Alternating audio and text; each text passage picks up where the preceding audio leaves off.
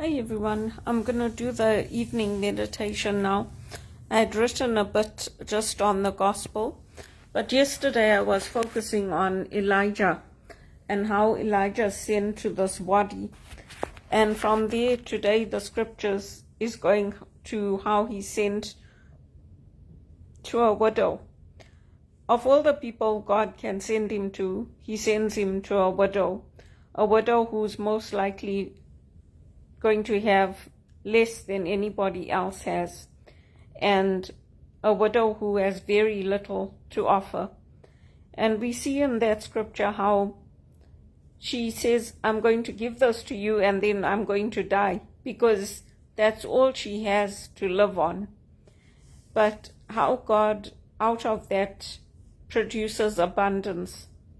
And then in the Psalm, we see again that this joy that the Lord gives, it's greater than new wine. It's greater than the corn of the harvest, because that is the ultimate goal, isn't it? When you plant, you want to see the fruit of your hands. You want to see the harvest. You want to see that it's resulted in something good. You want to see that you're going to have provision for your family. And when you don't get that, it's hard. But the psalmist is saying that I have something greater than that. And even more than their new wine and their corn, I have something within me that doesn't take away my identity. And then Jesus moves us into this scripture that we are the salt and light of the earth, and we are like the city built on the hill. It doesn't say we are the perfect city. It doesn't say that we don't have broken walls and broken lives, and that there hasn't been darkness, periods of darkness. But he does say that we are the salt of the earth. And it's like when you wake up in the morning, if you've gone through great suffering and you've gone through great losses and you've experienced that in your life, like when you wake up in the morning, that light hurts your eyes. If you look directly into the sun and you've been surrounded by darkness, that light hurts your eyes. But that light eventually brings that healing. And so Jesus is telling us to stay within that light. Because if we don't stay within that light, then we become useless. We become thrown out. And if we stay in that light and that salt that are within us, that can't be taken away from us. We can lose things. We can lose our lands. We can lose our citizenships. We can lose everything and have to start over again in foreign lands with people who don't appreciate us, facing discrimination, and even against the way we talk or against our names, our family names. Lots of people think I'm Hispanic because of my last name.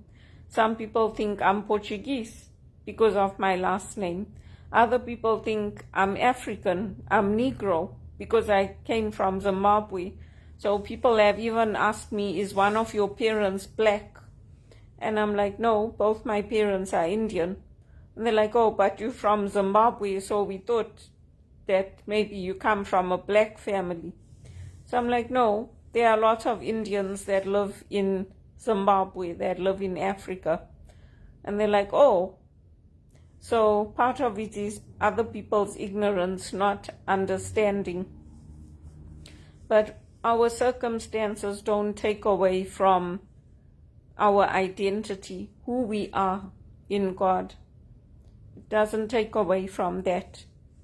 And if we remove ourselves from that, if we say we are no longer the Lord's, we are no longer His, and we reject that identity, then, like the scripture tells us, we become useless, because what makes us different is our saltiness.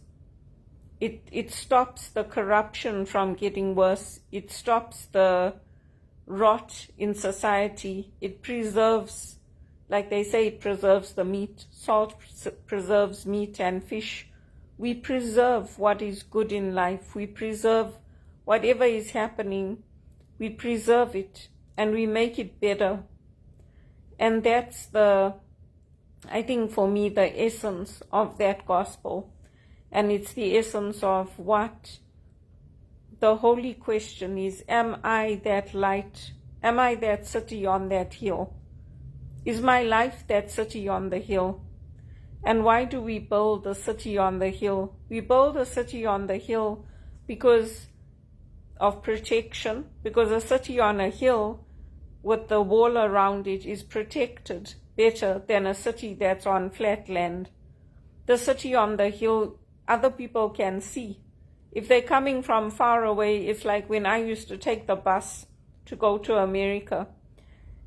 There's a certain point on the road when you're coming where there's a cross on a hill. And it's the only thing that's on that hill. There's no church, there's nothing there. There's just that cross on the hill that's lit up every night. And it's the one thing that struck me. Because when I travel alone. I take the bus and I go just like I did in South Africa. And I'm not frightened to do it. I've done it many times. It's nice to have company. It's nicer if you go with someone. But for me, I'm like that widow that's alone. So I do things. I have my courage. I put my faith in God and I just do it and I go. Because I don't have that companion. I don't have somebody to turn to say, let's do this together. Yes, I have friends, but more times often than not, they've got their own plans. They've got their own things that they are taking care of. So my refuge is only in the Lord. My trust is only in the Lord, and it has always been that way. Even when I was at university in South Africa, I wasn't frightened.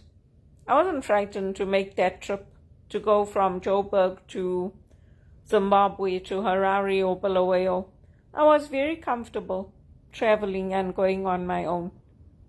But I know what it's like to have those seasons where you have nothing, where you are frightened, where your citizenship has been taken away, like when I was in England, and people were saying, don't come back to Zimbabwe. And you're waiting, you don't know what the decision is going to be. And you have no control over it. And that's where our faith, I think, becomes most important. Because our identity is in the Lord.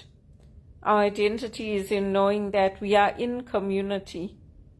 If we go outside of that community and we go to a foreign community, a completely different faith that doesn't have the same values as us, the same beliefs as us, they're not going to value us the same way we are valued in our own communities, with our own beliefs, with our own values. They might acknowledge and respect that, yes, we have our beliefs, and for us, Jesus is the way, the truth, and the life, but it's not for everybody. They might respect it and say, yes, we can respect your belief, but that's not their belief. And then we lose our saltiness, because that what Christ puts in us, it starts within, and then from within it goes out. You'll see images like on LinkedIn about how when the birth of an egg is taking place, or even if you imagine a human birth or the birth of animals, that egg is cracked from inside and then the baby comes out. The newborn comes out. And so that's how it is with us. That light comes from within us to the rest of the world. And it becomes our testimony, our presence in that place. And some people will say, well, no, that's not. You are shaped by what is around you. And that's true to some extent. But what Christ puts within us is what we take out and we go into the world. And then when others see that city on the hill, they also want it. They also want to do what we are doing. They want to become speakers, to become people that help in the church. They want to become people that are making a difference for Christ in this world. And some of them don't even know Christ, but because they will have seen what we're doing, what the church is doing, what people are doing, they will come. Hindus, Muslims, atheists, they will come and they will ask our priests. They will say, I want to know, can you help me? Can you do it for me? And that's how things change, and that's how our presence changes things, not only in our churches, but also in our workplaces. There are many Muslims that I know, just from meeting me, watching my videos, seeing my posts, they're like, we don't believe in this, like killing people and having 7 brides in heaven and all that. And they'll ask them why. And they'll say, it's her. We met her and we got to know her, and we don't believe in what they're saying anymore. And that's not just for me. It can be other Christians too. But I'm sharing with you what God has done through me for my life. And that's why even in my seasons where I have nothing, when the harvest doesn't come, when the hard work doesn't pay off, when I'm sitting here at home and it's over 2 years and I don't have a job, I won't turn away from the Lord. Because there is nothing more important, not to me.